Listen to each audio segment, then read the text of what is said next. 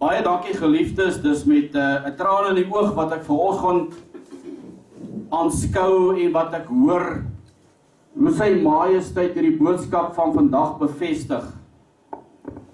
Ek luister na Boet Johan en ek voel so klein, want ek sien dat die geeswerking is. Ek sien dat sy majesteit elke moontlike geleentheid gebruik om te bevestig. Ek moet jy gaan op jou rug val vanmôre as jy die titel van die boodskap hoor. Ek doen mee met ons lofprysingsliedere en ek sien elke lofprysingslied is nog 'n legkaart van bevestiging wat hier in plek val.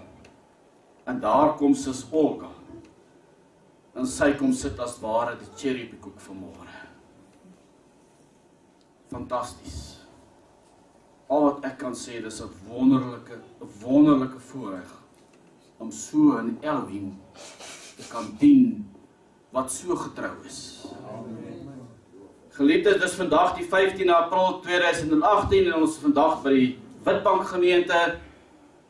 Die verlange van my hart vanmôre is dat sy majesteit vandag sy hand sag op u hoof sal plaas. Dat u bewus sal wees van sy teenwoordigheid.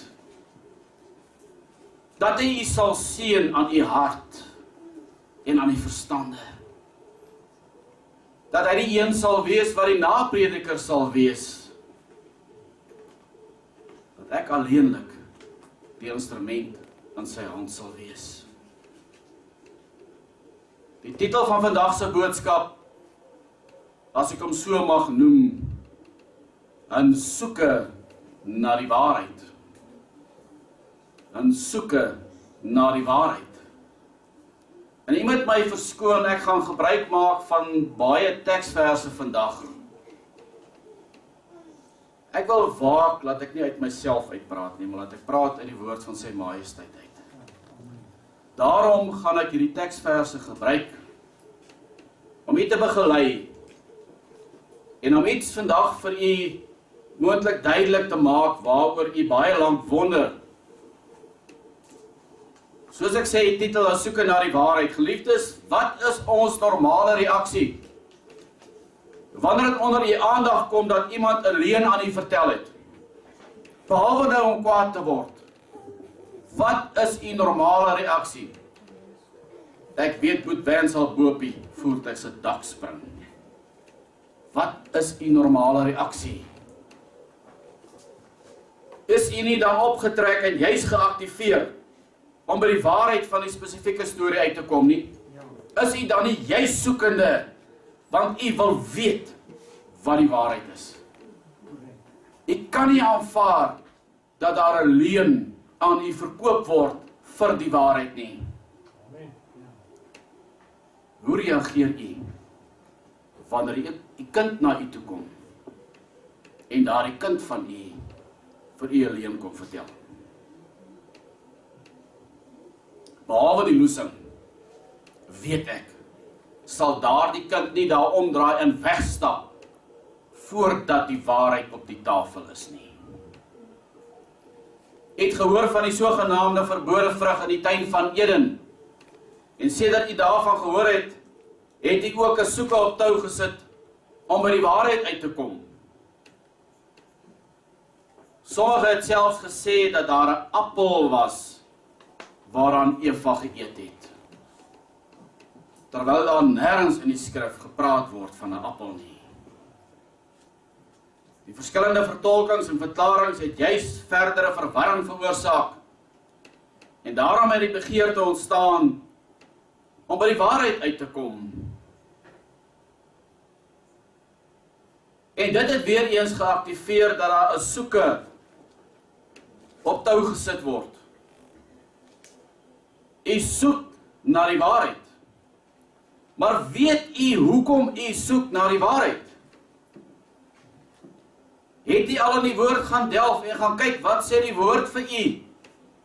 Hoekom wil u die waarheid weet? Hierdie soeke is amper soos 'n soeke na 'n waardevolle item of 'n edelgesteente wat weggeraak het. Wat doen sommige mense? Hulle delf die aarde op soek na diamante, na goud, steenkool, ander minerale. Sommige weer klim op die hoogste berge, ander weer duik diep in die dieptes van die see in. So vind ons dan ook dat daar baie aangenome kinders is,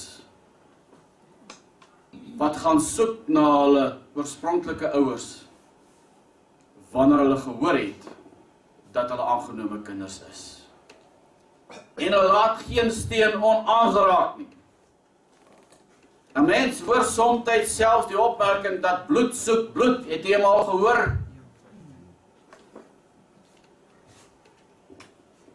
Daar is baie wat ook sê dat die ouers wat my groot gemaak het, hulle is my ouers. En wat 'n voorreg is dit nie vir daai mensies wat daai kinders groot gemaak het nie. Sommige mense gaan soek soms antwoorde wanneer hulle in moeilike omstandighede verkeer by waarsêers en palmlesers. Van die ander, nie-adamiese gelowe, gaan soek oplossings by afgestorwenes en roep voorvadergeeste op soek na antwoorde en oplossings. Hoor die waarskuwing in Levitikus 19 vers 31. Begeef julle nie tot die geeste van afgestorwenes en die geeste van waarsê nie. Soek hulle nie om julle deur hulle te verontreinig nie.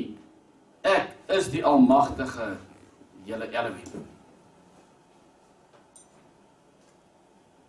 Waar moet ons oplossings gaan soek? By Messia. Nie by waarsêers nie. Nie by voorvadergeeste nie. Hierdie soeke is 'n dryfkrag wat in ons is, wat ons na plekke en dinge toe vat met 'n honger. Net soos die fortuinsoekers diep in die aarde in delf, net so soek die Adamiet ook diep na die waarheid. Hoekom? Omdat die Adamiet se gees bots met dit wat in die omgang is daar buite. Daar vind 'n geesbotsing plaas. Daar word gedelf vanaf Genesis tot en met Openbaring om by die waarheid uit te kom. En hierdie soeke na die waarheid hou ook nie op totdat die waarheid ontdek is nie. Hierdie soeke is die gees binne in ons wat soek na sy oorsprong en sy doel. Hierdie gees wat binne in elkeen van ons geblaas is, sal aanhou soek totdat hy sy oorsprong vind. Hierdie gees is vanuit die Almagtige homself. En daarom lees ons dat hierdie gees die asem van die lewe is. Geliefdes, u moet my nie mis op hierdie punt nie. Hierdie gees is die lewende siel wat aan net een volk gegee is. Net een volk. Amen. Ek hou vir u voor Genesis 2 vers 7. En die Almagtige Elohim het die mens geformeer uit die stof van die aarde en in sy neus die asem van die lewe geblaas. So het dan die mens 'n lewende siel geword. Hierdie asem van die lewe moet nie verwar word met normale asemhaling nie, want dit is nie wat dit is nie. Die tweede gedeelte van vers 7 bevestig dat die mens 'n lewende siel geword het. Met ander woorde, 'n siel wat in 'n liggaam lewe, solank as wat die liggaam in die lewe is, maar wat hierdie liggaam verlaat, sodra die liggaam tot sterwe kom, want hierdie siel woon nie in 'n sterwende liggaam nie. Hierdie siel keer dan ook terug na sy oorspronklike ontstaan toe, naamlik na die Almagtige homself toe. Hierdie is 'n uiters belangrike aspek en daar word soms geredeneer dat dit dalk die enigste gees was wat die Almagtige gehad het. Omdat dit die enigste volk is wat hierdie asem van die lewe ontvang het, is dit dan nou baie maklik om te sê, maar hy het seker nie meer gees oorgehad nie. Hoor wat sê Malagi 2 vers 15 vir ons. Malagi 2 vers 15 vertel vir ons die teendeel. Kom ons lees hom saam. Het hy dan nie een mens gemaak nie, alhoewel hy gees oorgehad het. Hoor 'n bietjie mooi. Hoewel hy gees oorgehad het. En waarom die een? Hy het 'n geslag van Elohim gesoek.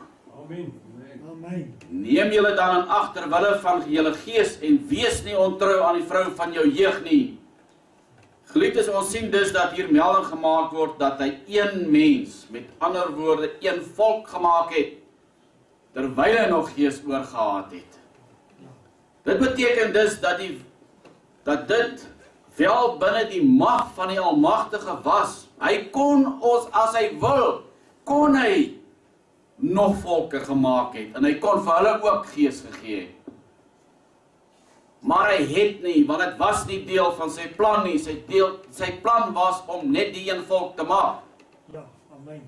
Hy het slegs hierdie een soewereine volk gemaak, want dit was sy plan om net die een volk te hê.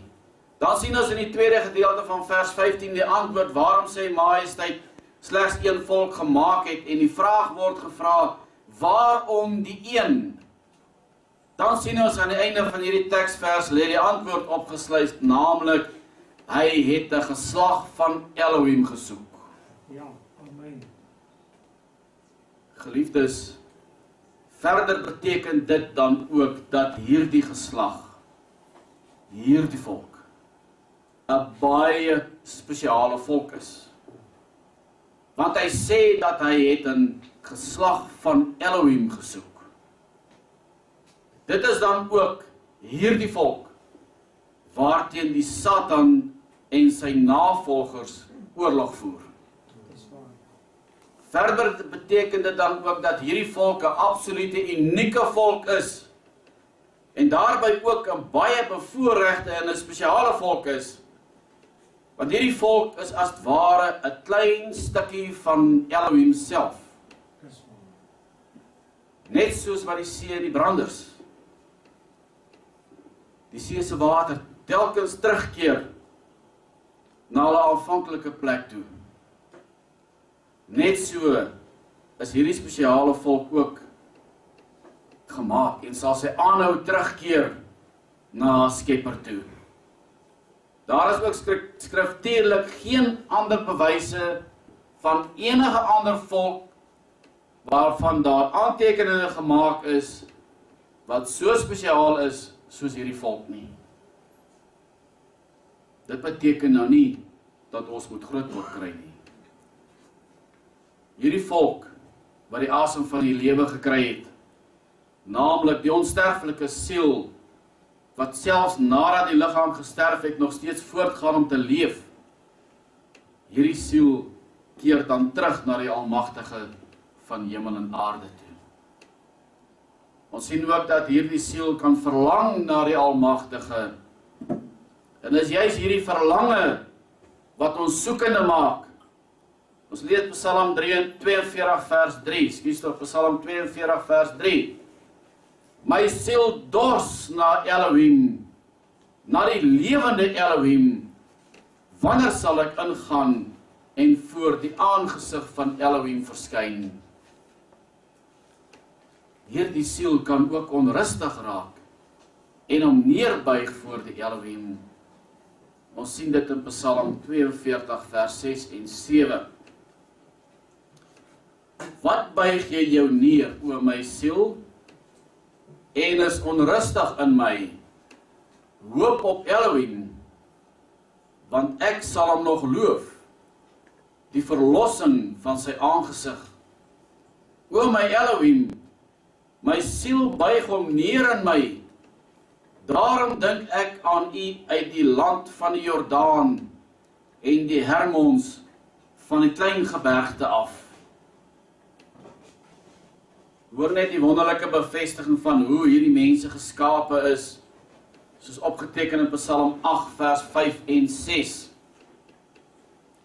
Jy moet met my wees op hierdie enetjie, dis 'n baie belangrike aspek. Wat is die mens dat u aan hom dink? En die mensekind dat u hom besoek? En dan hierdie teksversie.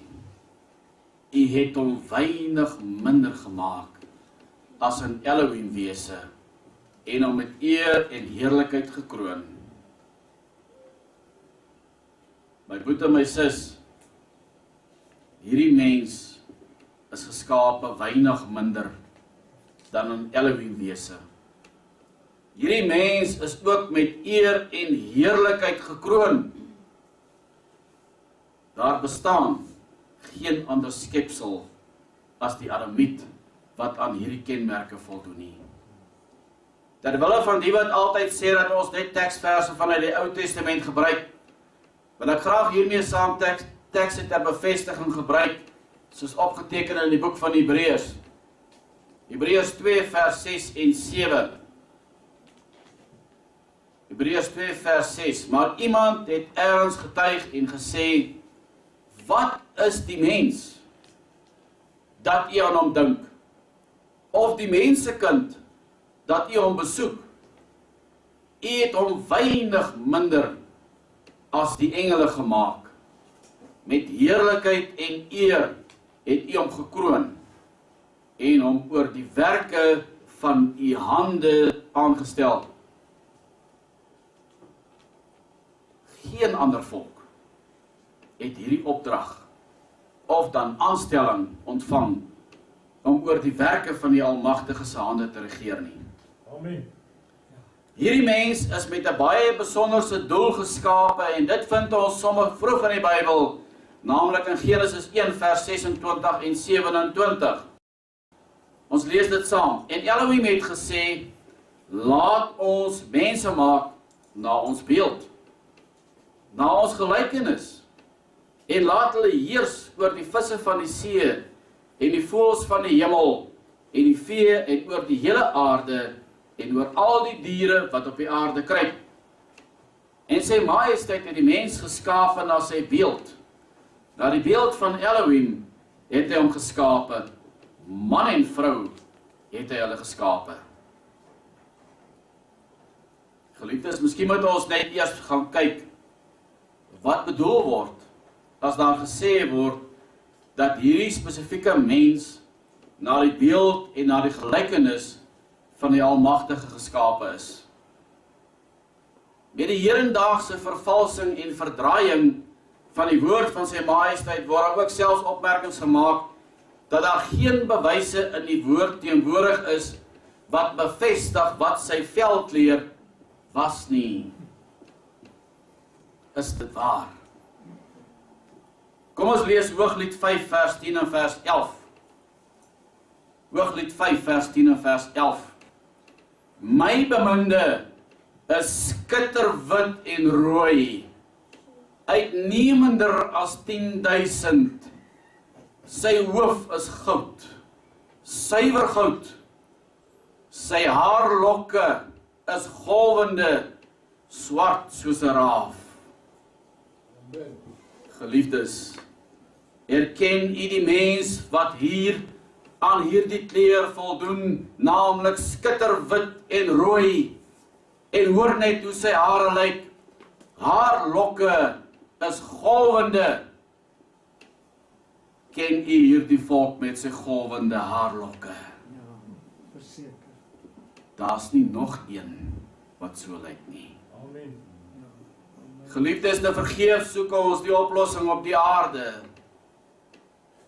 Hoeveel keer in die lewe het jy al gevoel dat daar iets kort kom? Daar is iets kort in die lewe en jy soek. En weet jy wat die ironie van die saak is? Jy weet nie is altyd waarna jy soek nie. En jy weet ook nie hoekom jy daarna soek nie.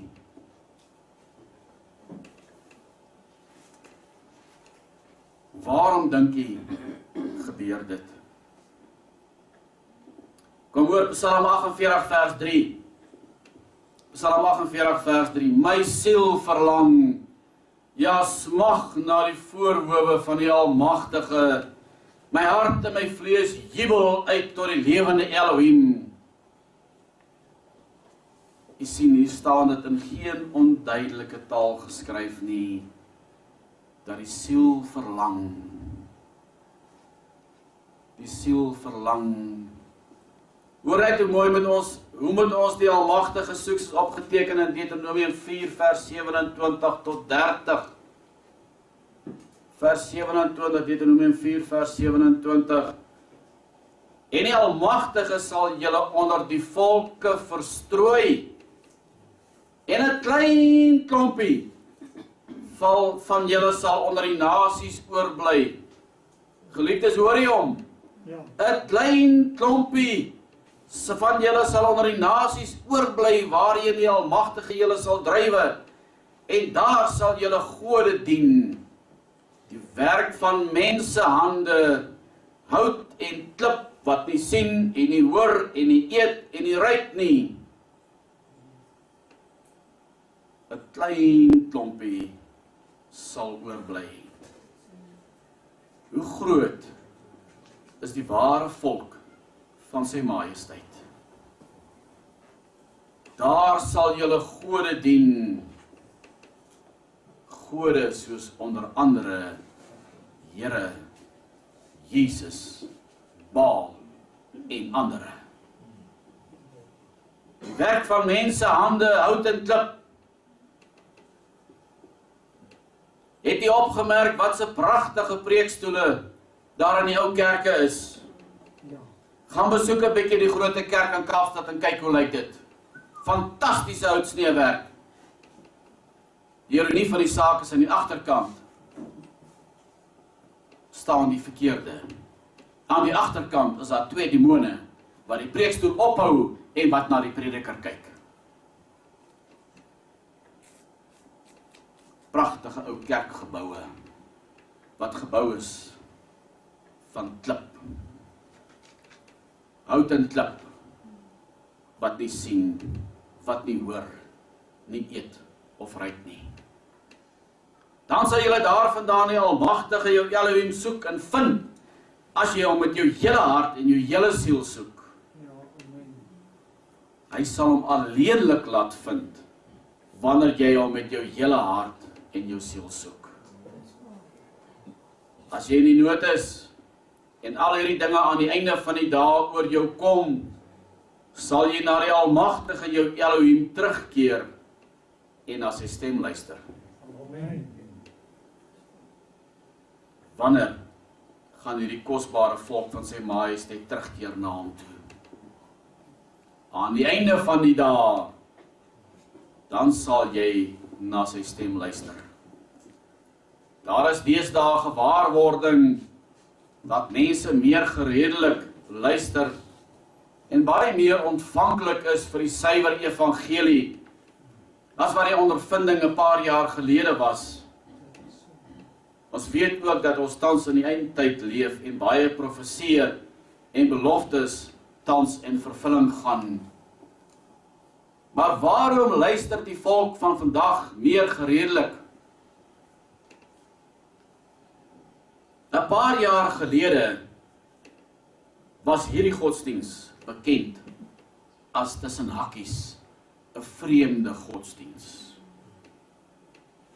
Hoekom was dit beskou as 'n vreemde godsdiens? Omdat die godsdiens waarmee hulle al die jare mee bestook was en mee bedien was, so verander is van die woord af, dat dit wanneer hulle kom en die suiwer woord hoor, dan is hierdie woord vir hulle snaaks en vreemd. Ek hou vir voor Psalm 22 vers 27. Die ootmoedig is, sal eet en versadig word. Hulle sal majesteit Jahwe prys, wat na hom soek. Mag julle hart vir ewig lewe. Geliefdes, ek is die klei in die hand van die Messia. Hy is die een wat ons vorm, hy is die een wat ons maak, volgens sy wil. Ja. Amen. En dit gebeur soms net soos met die klei in die geval van die pottebakker, dat ons nie so uitkom soos wat dit sy wil is nie. Maar hoe wonderlik is dit, dat hy hierdie selfde klei dan weer neem, en hy hervorm dit. Hy maak dit, soos wat dit sy wil is. Hy sal aanhou vorm, en hy sal aanhou maak, totdat jy is, wat sy bedoeling met jou is. Ons lees Jeremia 18 vers 3 tot 10. Toe het ek afgegaan na die huis van die pottebakker en hy was juis besig om 'n stuk werk op die skywe te maak. En die voorwerp wat hy besig was om te maak het misluk, soos dit gaan met die klei in die hand van die pottebakker. Maar hy het daaruit weer 'n ander voorwerp gemaak, soos dit in die oë van die pottebakker reg was om dit te maak. Toe die woord van sy majesteit tot my gekom en gesê, sal ek nie soos hierdie pottebakker met julle kan maak nie. Nou hoor met wie praat hy? O huis van Israel. Ja, amen. Spreek sy majesteit. Kyk, soos klei in die hand van die pottebakker, soos julle in my hand, o huis van Israel. Geliefdes, net 'n opmerking in hierdie opsig, hoor met wie praat die Almagtige. Hy praat met die huis van Israel en nie met enige ander volk nie. In een oomblik sal ek spreek oor 'n nasie en oor 'n koninkryk om dit uit te ruk en om te gooi en te vernietig. Maar as die nasie waaroor ek gespreek het, hulle bekeer van hul boosheid, sal ek berou hê oor die onheil wat ek van plan was om hulle aan te doen. En in 'n ander oomblik sal ek spreek oor 'n nasie en oor 'n koninkryk om dit te bou en te plant. Maar as hulle doen wat verkeerd is in my oë deur na my stem nie te luister nie, dan sal ek berou hê oor die goeie waarmee ek gesê het dat ek aan hulle goed sal doen. Kan nie die berou hoor in die stem van sy majesteit? Geliefdes, aangesien hierdie volk so unieke en 'n spesiale volk is dit dan ook nodig om te gaan kyk wie oor haar aangestel moet word om haar te regeer. En daarna gaan kyk ons dan in Deuteronomium 17 vers 14 en 15. As jy kom in die land wat Majesteit Jahwe jou Elohim jou sal gee en dit in besit neem en daarin woon en dan sê, ek wil 'n koning oor my aanstel, soos al die nasies wat rondom my is, dan moet jy sekerlik 'n koning oor jou aanstel, wat Majesteit Jahwe jou Elohim sal verkies. Uit die midde van jou broers, moet jy 'n koning oor jou aanstel. Jy mag geen uitlander wat jou broer nie is nie, oor jou aanstel nie. Nog 'n kenmerk van 'n koning wat oor hierdie volk sal regeer is dat sy eie huis in orde sal wees. Ons kyk na 1 Titus 3 vers 5. Maar as iemand nie weet om sy eie huis te regeer nie, hoe sal hy vir die gemeente van Elohim sorg dra? Kom ons kyk wat sê die woord vir ons aangaande die diakens. 1 Titus 3 vers 12. Die diakens moet manne van een vrou wees en hulle kinders en eie huis goed regeer. Weereens moet dit manne wees wie sy eie huis in orde is. Wat van die ouderlinge? 1 Titus 5 vers 17. Laat die ouderlinge wat goed regeer dubbele eer waardig geag word, veral die wat arbei in woord en leer. Hoor wat sê 2 Titus 2 vers 12 vir ons. As ons verdra, sal ons met hom regeer. As ons hom verloon, sal hy ons ook verloon. Geliefdes, wanneer ek na hierdie opdrag kyk, dan sien ek dat die orde heiliglik versteur is. En dat die orde verkeerd is, want diegene wat tans oor hierdie kosbare volk regeer, is nie een van ons broers nie, Verseker. en ook nie die almagtige van Isak en Jakob. Die persoon ken ook nie die almagtige van Isak en Jakob nie. Amen. Kom ons toets die huidige toestand waaronder hierdie volk verkeer. Ek dink spesifiek aan ons volksgenote wat in die helkampe, die plakkerskampe vasgevang is. Ek hou vir voor Esegiel 5 vers 17. Esegiel 5 vers 17. Ja, hongersnood en wilde diere wat jou kinderloos sal maak, sal ek oor julle stuur. Ook sal pes en bloedvergieting in jou rondgaan, en ek sal 'n swaard oor jou bring. Ek, Majesteit Jahwe, het dit gespreek. Dit wat sy Majesteit spreek, staan vas. Amen. Hy is onveranderlik. Hy kan nie lieg nie. Hy sê dat hy hongersnood onder die volk sal instuur. En ons sien dit baie duidelik vandag. Volksgenote is afhanklik van goedgesinde skenkings om 'n bord kos vir hulself en hulle kinders op die tafel te kan hê. Verder het hierdie wilde diere met die Adamiet vermeng, en as die nageslag van die Adamiet tot niet as gevolg van bloedvermenging. En daarom is dit so goed as dat die Adamiet geen suiwer nageslag het nie. Wat van die swaard waarvan daar melding gemaak word, wat oor hierdie volk gebring gaan word? Geliefdes, kan ek u daaraan herinner, skuis tog, dat daar tans 'n slagting plaasvind onder ons volksgenote, onder die sagte teikens, vrouens en ouer mense. Daagliks is daar gerugte van wrede moorde wat uitgevoer word op hierdie kosbare volk. Ek sien ook dat die oor van sy Majesteit tans vir hierdie volk verberg is as gevolg van haar onheil. Lees saam met my Jesaja 59 vers 1.